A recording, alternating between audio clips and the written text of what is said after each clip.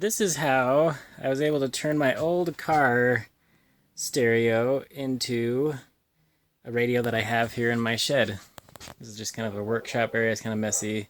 It's a workshop table in my shed. So I was able to take this old car stereo out of my car that we had taken out to replace with a better stereo in our Hyundai Sonata. Anyway, and also the kids had destroyed the CD player part of it, but the radio's still great and it has awesome presets and things you can use.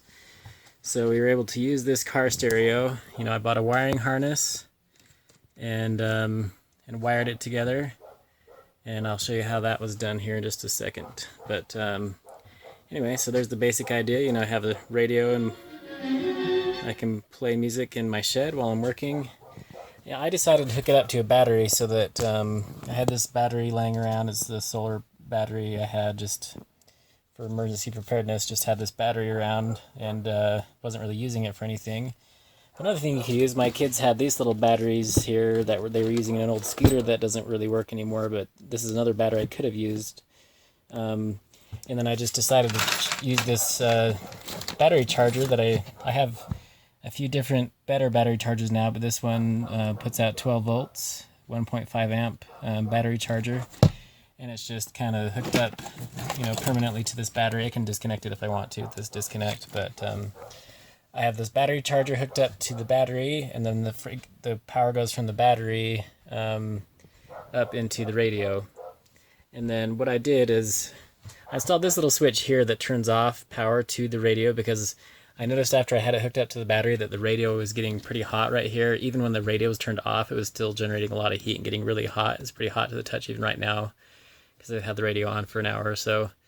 But I decided to put this switch in. All it does is interrupt power on the negative side of the battery. So this wire right here, this blue one, goes back and then connects into the switch and then goes back into the power on the back of the radio. So I can turn that off, and all that does is disconnect power so this radio doesn't heat up. And that actually solved the problem. And the cool thing is the positive side of the battery is always connected, but the negative side just gets interrupted with this power switch. And by doing that, my preset radio stations are still maintained, which has been awesome. So I can still have the preset radio stations, and just when I don't want the radio to overheat, I just flip that switch to off, if that makes sense. So, and then I just got some old speakers, from Goodwill or DI, like some old speakers that, just can wire into there. I have one down there and one up there in the top of the shed. So, having a couple old speakers that I got for $3 at Goodwill, and this old radio I had for free, and this old switch I had for free, and this old battery that I got at Harbor Freight. It's a deep cycle absorbed glass mat battery. It doesn't matter though. You can just get any 12-volt battery and hook it up to a battery charger, and that way you have a backup radio too. So it's not only a radio that will never lose its presets because it's hooked up to the battery, but also, if I disconnect the battery charger, I can still, play my radio. So, which is awesome, and I have all my presets, working like I want them to, have everything set. So, the cool thing about that is, it's a good emergency radio because it's hooked up to this battery that would probably be able to power the radio for days, because it's a pretty good sized battery. And if it's only powering the radio, it would probably work for a long time. And then I just turn it off when I don't want to use it, so it saves battery power. But I can run it when the power's out in an emergency. And that's also just kind of fun to have in the shed as a work radio, listen to music or talk radio or anything when I'm working in the shed. So anyway, if you have an old car stereo laying around, or if you even want to go pick up, I saw some car stereos at the Goodwill too when I was there getting these speakers. So you can sometimes get a cheap, used car stereo and hook it up to an old 12-volt battery and a battery charger, and you're in business with the radio.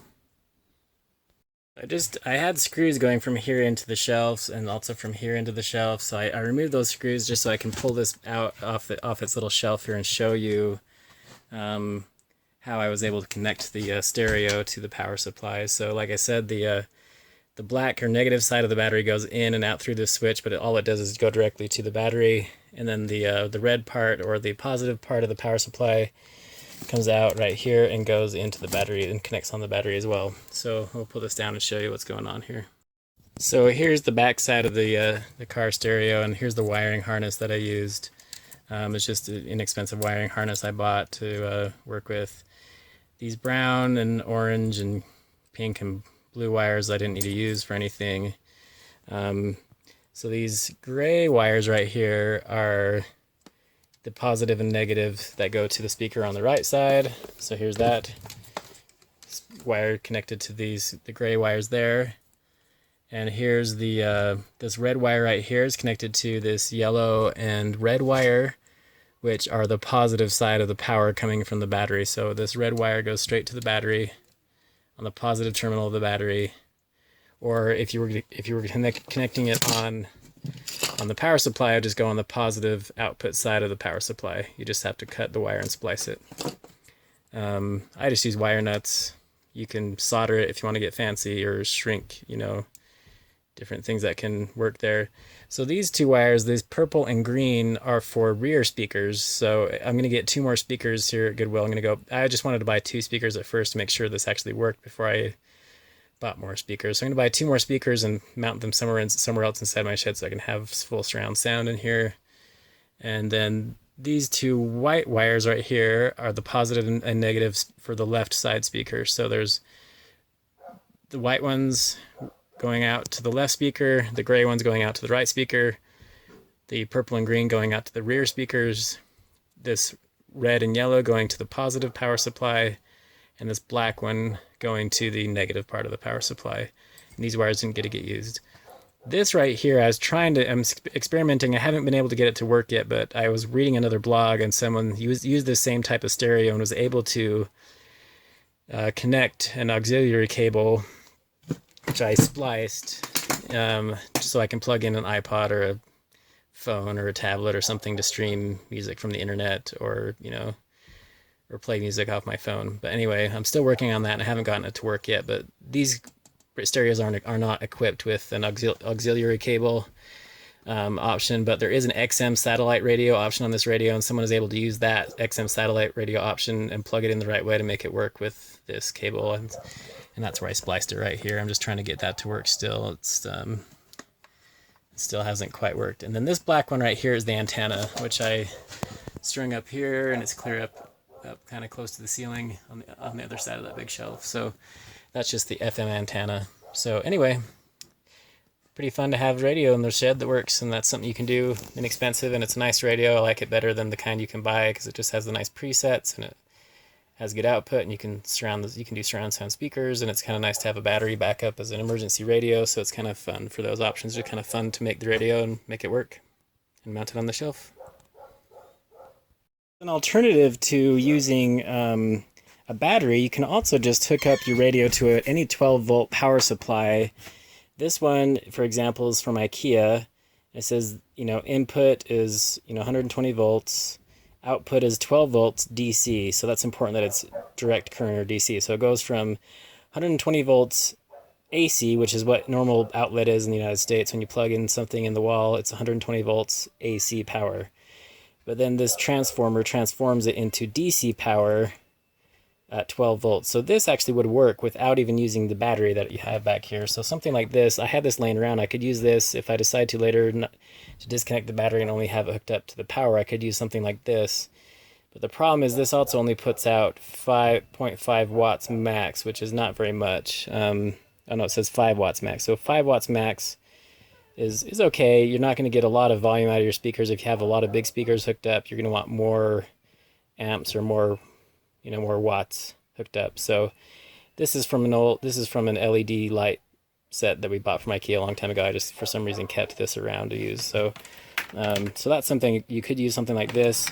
I had another power adapter here. This one has 120 volts AC and puts out 12 volts AC, but it says it's still AC with 1500 milliamps or 1.5 amps. So this one puts out 12 volts but an AC. So I'm not sure if the AC power supply would actually destroy the radio, because the radio is supposed to run on direct current or DC.